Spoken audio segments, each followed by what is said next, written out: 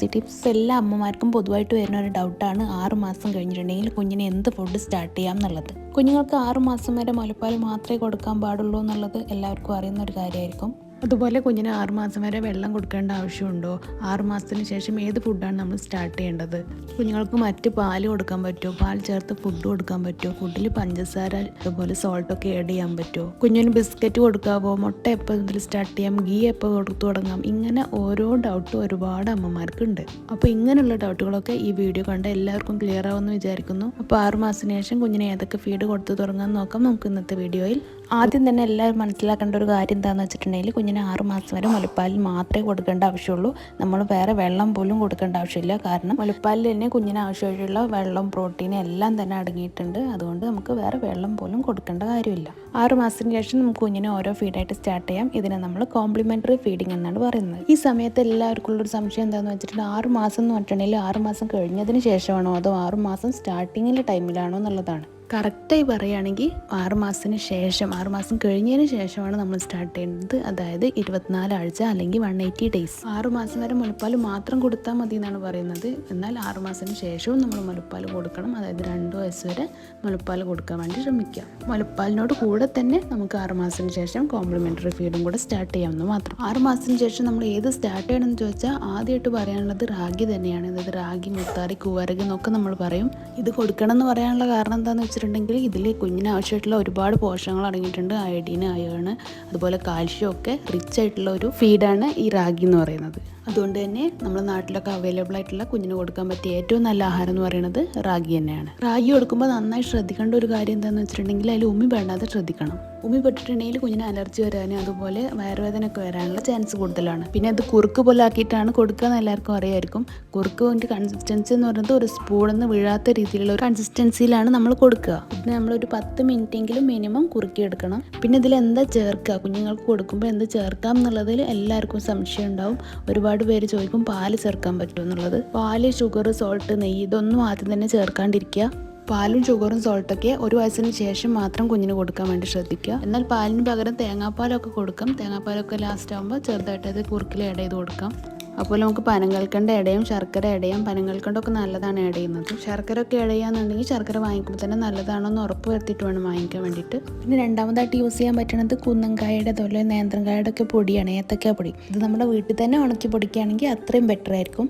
അതല്ലാതെ നമുക്ക് അതിനൊക്കെ ബുദ്ധിമുട്ടുള്ളവരാണെങ്കിൽ പുറത്തുനിന്ന് നല്ലൊരു കമ്പനിയുടെ നല്ല ബ്രാൻഡിൻ്റെ നോക്കിയിട്ട് വാങ്ങിക്കാൻ വേണ്ടി ശ്രമിക്കുക. അതുപോലെ കൽക്കട്ട ആണെങ്കിലും ശർക്കര ആണെങ്കിലും നിങ്ങളുടെ ഉചിതം പോലെ ചേർത്തിട്ട് കുറുക്ക് രൂപത്തിലാക്കിയിട്ടാണ് കുഞ്ഞിന് ഫീഡ് ചെയ്യേണ്ടത്. പിന്നെ അടുത്തതായിട്ട് ചിലർ സൂചി ഗോതമ്പ് യൂസ് ചെയ്യാറുണ്ട്. അത് വേണമെങ്കിൽ ഇതുപോലെ തന്നെ കുറുക്ക് രൂപത്തിലാക്കിയിട്ട് കുഞ്ഞിന് കൊടുക്കാവുന്നതാണ്. അതുപോലെ തന്നെ നമുക്ക് ഞവരരി കൊടുക്കാം. അത് ഞവരരി നമുക്ക് പൊടിച്ച് വെക്കുകയാണെങ്കിൽ നമുക്ക് ഓരോ സ്പൂൺ വീതം നമ്മൾ കുറുക്ക് രൂപത്തിലാക്കി കൊടുക്കാം. അതല്ലാന്നുണ്ടെങ്കിൽ നവരരി അരച്ചിട്ട് അത് കുറുക്ക് രൂപത്തിലാക്കിയിട്ട് ഉടച്ചിട്ട് കൊടുക്കാവുന്നതാണ്. ഈ നവരരി മാത്രം ഒറ്റയ്ക്ക് കൊടുക്കുന്നതിന് പകരം നമുക്ക് വേറൊരു ഓപ്ഷൻ എന്താണെന്ന് വെച്ചിട്ടുണ്ടെങ്കിൽ നമുക്ക് ഇത് പൊടിച്ച് വെച്ചതിന് ശേഷം, അതായത് ഉണക്കിയിട്ട് പൊടിച്ചതിന് ശേഷം നമുക്ക് ബാക്കിയുള്ളതിൽ മിക്സ് ചെയ്ത് കൊടുക്കാം. അതായത് ഇപ്പോൾ റാഗി ആണെങ്കിലും അല്ലെങ്കിൽ ബനാന പൗഡർ ആണെങ്കിലും ഇതിൽ ഓരോ സ്പൂൺ വീതം ചേർത്തിട്ട് നമുക്ക് പൊടിച്ചിട്ട് ആ കുറുക്കിന് കൂടെ ചേർത്തിട്ട് രണ്ടും കൂടെ ഒരുമിച്ച് കുറുക്കാക്കിയിട്ട് കുഞ്ഞിന് കൊടുക്കാവുന്നതാണ്. പിന്നെ നമുക്ക് നെല്ലുത്തേരി ഇല്ലേ, അതായത് ചെറിയ അരി എന്ന് പറയും. ഈ ചെറിയ അരി വേവിച്ചിട്ട് ഉടച്ചിട്ട് കുഞ്ഞിന് കൊടുക്കുന്നത് നല്ലതാണ്. അങ്ങനെ അരി വാങ്ങിക്കുമ്പോൾ ശ്രദ്ധിക്കേണ്ട ഒരു കാര്യം, ഇത് തവിടുള്ള അരി മാക്സിമം കൊടുക്കാൻ വേണ്ടി ശ്രദ്ധിക്കുക. അതാണ് കുഞ്ഞിന് കൂടുതലായിട്ട് നല്ലത്.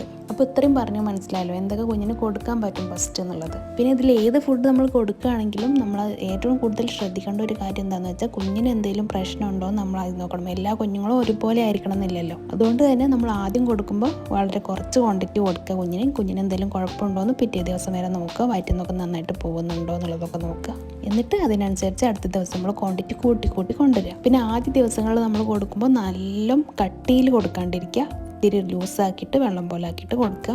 കുഞ്ഞ് ലിക്വിഡ് ഫുഡ് കഴിച്ചിട്ട് പെട്ടെന്ന് സോളിഡിലേക്ക് മാറുകയാണല്ലോ. അപ്പോൾ ഒരു സെമി സോളിഡ് പരുവത്തിലാക്കിയിട്ട് പതുക്കെ കട്ടി കൂട്ടി കൊണ്ടുവരികയാണ് ചെയ്യേണ്ടത്. പിന്നെ ശ്രദ്ധിക്കേണ്ട ഒരു കാര്യം, നമ്മൾ മിക്സ് ആക്കി കൊടുക്കരുത്. അതായത് അരിയുടെ കൂടെ ഗോതമ്പും കൂടെ മിക്സ് ആക്കി കൊടുക്കുക. അങ്ങനെ ഒരിക്കലും ചെയ്യരുത്. ഒരു സമയത്ത് ഒരു ആഹാരം മാത്രം കൊടുക്കാൻ വേണ്ടി പ്രത്യേകം ശ്രദ്ധിക്കുക. ഇപ്പോൾ റാഗി കൊടുക്കുകയാണെങ്കിൽ നമ്മൾ രാവിലെ റാഗി മാത്രം കൊടുക്കുക. വൈകുന്നേരം നമുക്ക് കുന്നങ്കായയുടെ പൊടിയോ എന്താണെന്ന് വെച്ചാൽ അതിനനുസരിച്ച് ചെയ്യാം. അങ്ങനെ ഭക്ഷണം ഫസ്റ്റ് തന്നെ മിക്സ് ചെയ്യാതിരിക്കാൻ വേണ്ടി ശ്രദ്ധിക്കുക. കാരണം എന്താണെന്ന് വെച്ചാൽ നമുക്ക് കുഞ്ഞിന് എന്തെങ്കിലും ബുദ്ധിമുട്ട് വന്നാൽ അതിൽ ഏതെന്നാണ് നമുക്ക് കുഞ്ഞിന് ബുദ്ധിമുട്ട് വരുന്നത് നമുക്ക് മനസ്സിലാക്കാൻ പറ്റില്ല. അതുകൊണ്ട് തന്നെ 1 by 1 ആയിട്ട് ഓരോ ഫീഡ് കുഞ്ഞിന് ഇൻട്രൊഡ്യൂസ് ചെയ്തുകൊണ്ടിരിക്കും. പിന്നെ കുഞ്ഞിനെ മലർത്തി കെടുത്ത് കൊടുക്കാതിരിക്കാൻ വേണ്ടി മാക്സിമം ശ്രദ്ധിക്കുക. പണ്ടൊക്കെ 3 മാസം മുതലേ ഫീഡ് കൊടുത്തിരുന്ന കാലത്ത് കുഞ്ഞിൽ കാലിലൊക്കെ കിടത്തിയിട്ടായിരുന്നു കൊടുത്തിട്ടുണ്ടായിരുന്നത്. ആ ഒരു ശീലം ഒഴിവാക്കുക. അതായത് ഇരുത്തിയിട്ട് മടിയിൽ ഇരുത്തിയിട്ട് അല്ലെങ്കിൽ കുഞ്ഞിനായിട്ടൊരു ചെയർ ഇപ്പോൾ വാങ്ങിക്കാൻ കിട്ടുമല്ലോ, നമ്മുടെ ചെയറിലൊക്കെ ഫിക്സ് ചെയ്യുന്ന രീതിയിലുള്ള കുഞ്ഞിന് കംഫർട്ടബിൾ ആയിട്ടുള്ള ചെയർ വാങ്ങിക്കാൻ കിട്ടും. അപ്പോൾ അതിലൊക്കെ ഇരിക്കാൻ പറ്റുന്നുണ്ടെങ്കിൽ അങ്ങനെ ഇരുത്തിയിട്ട് കുഞ്ഞിന് കൊടുക്കുകയാണെങ്കിൽ ഒന്നും കൂടെ ബെറ്റർ ആയിരിക്കും. അല്ലെങ്കിൽ മടിയിലൊക്കെ ഇരുത്തിയിട്ട് കുഞ്ഞിന് ഫീഡ് ചെയ്യാൻ വേണ്ടി ശ്രദ്ധിക്കുക. മാക്സിമം അല്ല, തീരെ മലർത്തി കിടത്തിയിട്ട് കുഞ്ഞിന് കൊടുക്കാണ്ടിരിക്കുക. ഫസ്റ്റ് 3-4 ദിവസമൊക്കെ നമ്മൾ ഒരു ഫീഡ് കൊടുത്തതിന് ശേഷം കുഴപ്പമൊന്നുമില്ല എന്നുണ്ടെങ്കിൽ മാത്രം 5-ാമത്തെ ദിവസം മുതൽ നമുക്ക് എന്ത് ചെയ്യാം, 2 നേരമാക്കിയിട്ട് കുഞ്ഞിന് കൊടുക്കാവുന്നതാണ്. പിന്നെ ഇതിൻ്റെ കൂടെ നമുക്ക് ഇടയ്ക്ക് വെള്ളം കൊടുക്കേണ്ടി വരും കുഞ്ഞിന്. കാരണം കുഞ്ഞിന് ചില കുഞ്ഞുങ്ങൾക്ക് ഫസ്റ്റ് ഇറക്കാനുള്ളൊരു ബുദ്ധിമുട്ടുള്ളതുകൊണ്ട് തൊണ്ടയിലൊക്കെ ഇരിക്കാണ്ടിരിക്കാൻ ചെറുതായിട്ട് നമ്മൾ വെള്ളം കൊടുക്കുന്നത് നല്ലതാണ്. വെള്ളം നമ്മൾ ചൂടുവെള്ളം ചൂടാറിയതിന് ശേഷം ആ വെള്ളം കൊടുക്കുന്നതാണ് നല്ലത്. വെള്ളം കൂടുതൽ കൊടുക്കാതിരിക്കുക. കൂടുതൽ കൊടുത്താൽ കുഞ്ഞ് ഫുഡ് കഴിക്കുന്നത് കുറയും. അതുകൊണ്ട് തന്നെ കൂടുതൽ വെള്ളം കൊടുക്കാതെ ഇടയ്ക്ക് മാത്രം ചെറുതായിട്ട് വെള്ളം കൊടുക്കുക. അതുപോലെ തന്നെ അമ്മ ഫീഡ് ചെയ്ത ഉടനെ, അതായത് മുലപ്പാൽ കൊടുത്ത ഉടനെ തന്നെ കുഞ്ഞിന് ഫുഡ് കൊടുക്കാതിരിക്കുക. ഫുഡ് കൊടുത്തതിന് ശേഷം ഉടനെ തന്നെ ഫീഡ് ചെയ്യാതെ ഇരിക്കുക. അതായത് മുലപ്പാൽ കൊടുക്കുന്നതിൻ്റെയും അതുപോലെ ഫുഡ് കൊടുക്കുന്നതിൻ്റെ ഇടയിൽ ഒരു ചെറിയ ഗ്യാപ്പ് ഇട്ടിട്ട് വേണം കൊടുക്കാൻ വേണ്ടിയിട്ട്. പിന്നെ ഇങ്ങനെയുള്ള മോണോ സീരിയൽസൊക്കെ നമ്മൾ കൊടുത്ത് ശീലാക്കിയതിന് ശേഷം നമുക്ക് പതുക്കെ പൾസസ് സ്റ്റാർട്ട് ചെയ്യാവുന്നതാണ്. അതായത് പരിപ്പ് വർഗ്ഗങ്ങൾ, അതായത് കടലപ്പരിപ്പ്, നമ്മുടെ ചെറുപയർ പരിപ്പ്, ഇങ്ങനത്തെ പരിപ്പുകളൊക്കെ കുഞ്ഞിന് പതുക്കെ സ്റ്റാർട്ട് ചെയ്യാം. ഇതിൽ കൂടുതലായിട്ട് പ്രോട്ടീൻ അടങ്ങിയിട്ടുള്ളത് കൊണ്ട് തന്നെ പൾസസ് കൊടുക്കുന്നതുകൊണ്ട് കുഞ്ഞിന് കൂടുതൽ നല്ലതാണ്. പൾസസ് എങ്ങനെ സ്റ്റാർട്ട് ചെയ്യണമെന്ന് വെച്ചിട്ടുണ്ടെങ്കിൽ അത് നന്നായിട്ട് വേവിച്ചതിന് ശേഷം നമ്മുടെ ഇപ്പോൾ അരി, അതായത് ചെറിയ അരിയൊക്കെ കൊടുക്കുകയാണെങ്കിൽ അതിൻ്റെ കൂടെ മിക്സ് ചെയ്തിട്ട് നന്നായി ഉടച്ചിട്ട് വേണം കൊടുക്കാൻ വേണ്ടി. പിന്നെയുള്ള ഒരു കാര്യം, മിക്സിയിൽ അടിച്ച് കൊടുക്കുന്നത് മാക്സിമം ഒഴിവാക്കുക. നമ്മൾ കയ്യിൽ കൊണ്ടോ അല്ലെങ്കിൽ ഗ്ലാസിൻ്റെ താഴ്ഭാഗം കൊണ്ടോ ഒക്കെ നന്നായി ഉടച്ചിട്ട് വേണം കുഞ്ഞിന് കൊടുക്കാൻ വേണ്ടിയിട്ട്.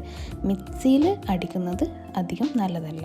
കാരണം നമ്മൾ ഫസ്റ്റ് സ്റ്റേജിൽ, ഇനീഷ്യൽ സ്റ്റേജിലൊക്കെ കുഞ്ഞിന് കൊടുക്കാൻ ബുദ്ധിമുട്ടുണ്ടെന്നുണ്ടെങ്കിൽ നമുക്ക് മിക്സിയിൽ അടിച്ചിട്ട് ചെറുതായിട്ടൊക്കെ കൊടുക്കാം. പക്ഷേ പതിയെ നമ്മളത് മാറ്റിയിട്ട് നമ്മൾ ഉടച്ചിട്ട് വേണം കൊടുത്തു കൊടുക്കാം. അപ്പോൾ പൾസസിൻ്റെ കേസിലും നമ്മൾ നേരത്തെ പറഞ്ഞ പോലെ തന്നെ ഓരോന്നായിട്ട് സ്റ്റാർട്ട് ചെയ്യുക, മിക്സായിട്ട് സ്റ്റാർട്ട് ചെയ്യാതിരിക്കുക.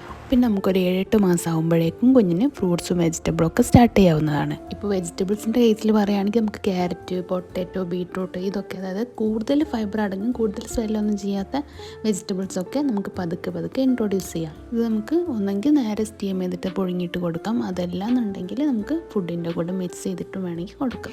ഏത് യൂസ് ചെയ്യുകയാണെങ്കിലും നമ്മൾ പ്രത്യേകം ശ്രദ്ധിക്കേണ്ട ഒരു കാര്യം, ഓരോന്നും 1 by 1 ആയിട്ട് മാത്രം യൂസ് ചെയ്യുക. അതായത് ഓരോന്നായിട്ട് നമ്മൾ നോക്കുക കുഞ്ഞിന് കുഴപ്പമുണ്ടോ എന്നുള്ളത്. അതായത് ഇപ്പോൾ ആദ്യം പൊട്ടാറ്റോ നോക്കുകയാണെന്നുണ്ടെങ്കിൽ അങ്ങനെ നോക്കിയിട്ട് കുഞ്ഞിന് കുഴപ്പമൊന്നുമില്ല എന്നുണ്ടെങ്കിൽ പിന്നെ നമുക്ക് ക്യാരറ്റ് നോക്കാം, പിന്നെ ബീട്രൂട്ട് നോക്കാം.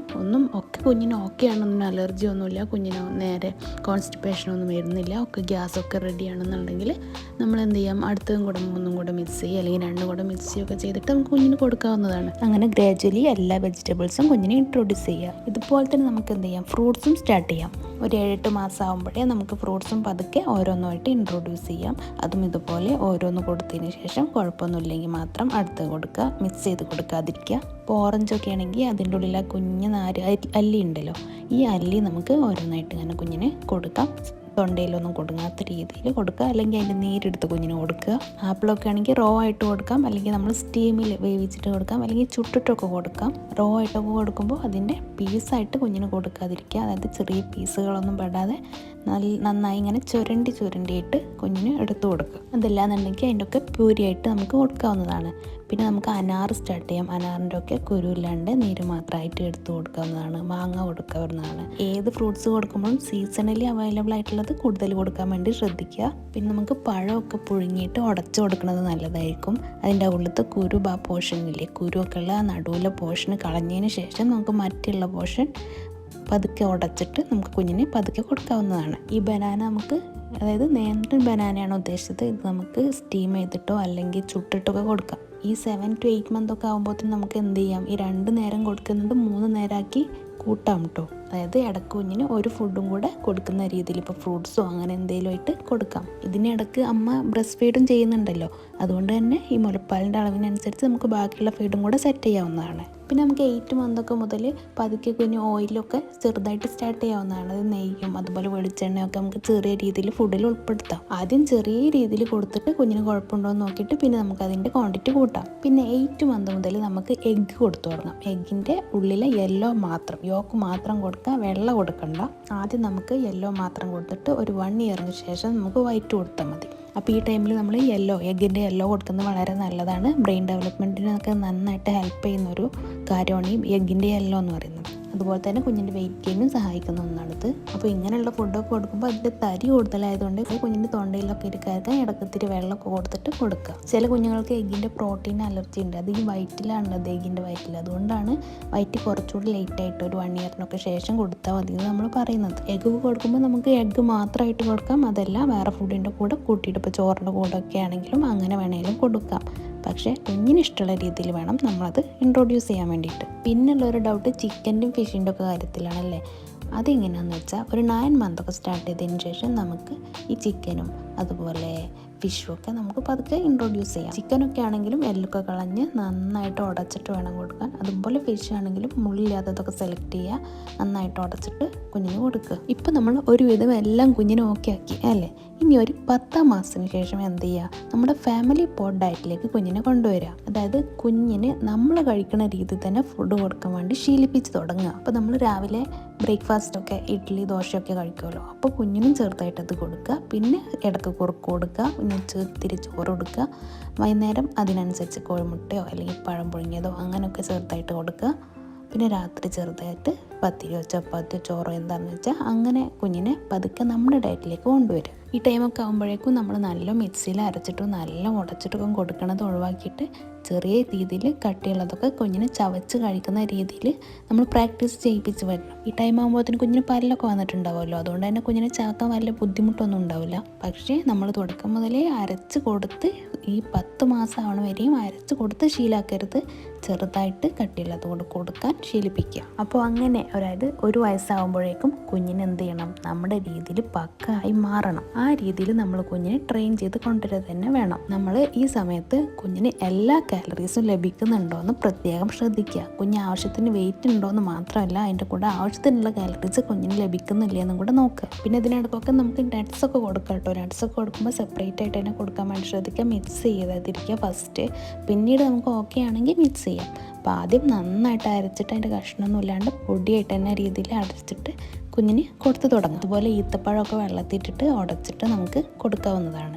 ഇതൊക്കെ നമുക്ക് 7 മന്തിൽ സ്റ്റാർട്ട് ചെയ്യാൻ പതുക്കെ. നട്ട്സൊക്കെ കൊടുക്കുകയാണെങ്കിൽ നമ്മൾ നേരത്തെ പറഞ്ഞ പോലെ മിക്സി ഉപയോഗിക്കുന്നത് ഒഴിവാക്കരുത്. മിക്സിയിൽ ഉപയോഗിക്കായിരിക്കും കൂടുതൽ നല്ലത്. കാരണം അത് കുറച്ച് കട്ടിയുള്ള സാധനങ്ങളായതുകൊണ്ട് തന്നെ നമ്മൾ മാക്സിമം അരച്ചിട്ട് വേണം കുഞ്ഞിന് കൊടുക്കാൻ വേണ്ടിയിട്ട്. ചില കുഞ്ഞുങ്ങൾക്ക് നട്ട്സിനോട് അലർജി ഉണ്ടാവാറുണ്ട്. അതുകൊണ്ട് തന്നെ നല്ലോണം ശ്രദ്ധിച്ചിട്ട് 1 by 1 ആയിട്ട് കൊടുക്കുക. പിന്നെ മിക്ക അമ്മമാർക്കുള്ളൊരു സംശയമാണ് ബിസ്ക്കറ്റ് കൊടുത്തോട്ടെ എന്നുള്ളത്. പക്ഷേ ബിസ്ക്കറ്റ് മാക്സിമം ഒഴിവാക്കുക. പ്രത്യേകിച്ച് ഒരു 1-2 വയസ്സ് വരെയൊക്കെ ബിസ്ക്കറ്റ് തീരെ കൊടുക്കാതിരിക്കുകയാണ് നല്ലത്. ഒന്നാമത് കുഞ്ഞിന് ആവശ്യമായിട്ടുള്ള യാതൊരു കലറീസും ബിസ്ക്കറ്റിലില്ല. അതുകൊണ്ട് തന്നെ ബിസ്ക്കറ്റ് കൊടുക്കുന്നതുകൊണ്ട് പ്രത്യേകിച്ച് ഗുണമൊന്നുമില്ല. അതുമാത്രമല്ല, ഈ ബിസ്ക്കറ്റ് കഴിക്കുന്നതിലൂടെ കുഞ്ഞ് മറ്റുള്ള ഫുഡിനോട് എതിർപ്പ് കാണിക്കുകയാണ് ചെയ്യുന്നത്. അപ്പോൾ അതിനുവേണ്ടി നമ്മൾ വെറുതെ ബിസ്ക്കറ്റ് ഒന്നും കുഞ്ഞിന് കൊടുക്കാതിരിക്കുക. അതുപോലെ തന്നെ മറ്റുള്ള ടിൻഡ് പ്രൊഡക്ട്സും ഉപയോഗിക്കാതിരിക്കുകയാണ് ബെറ്റർ. ഈവൻ ചോക്ലേറ്റ്സ് ആണെങ്കിൽ പോലും നമുക്ക് നല്ല ലേറ്റായിട്ട് മാത്രം കുഞ്ഞിന് കൊടുക്കുക. ഈ ഐറ്റംസിലൊക്കെ പ്രിസർവേറ്റീവ്സ് ആഡ് ചെയ്യുന്നതുകൊണ്ട് തന്നെ കുഞ്ഞിനത് ചെറിയ രീതിയിൽ ദോഷമൊക്കെ ഉണ്ടാക്കും. അതുകൊണ്ട് തന്നെ നമ്മൾ ലേറ്റായിട്ട് മാത്രം അത് ഇൻട്രൊഡ്യൂസ് ചെയ്യുക. ബാക്കി വീട്ടിൽ തന്നെ നമ്മൾ ഉണ്ടാക്കുന്നത് മാക്സിമം കുഞ്ഞിന് കൊടുക്കാൻ വേണ്ടി ശ്രദ്ധിക്കുക. അപ്പോൾ ഇത്രയും കാര്യങ്ങളാണ് ഫസ്റ്റ് സ്റ്റേജിൽ കുഞ്ഞിൻ്റെ ഡയറ്റിനെ കുറിച്ച് പറയാനുള്ളത്.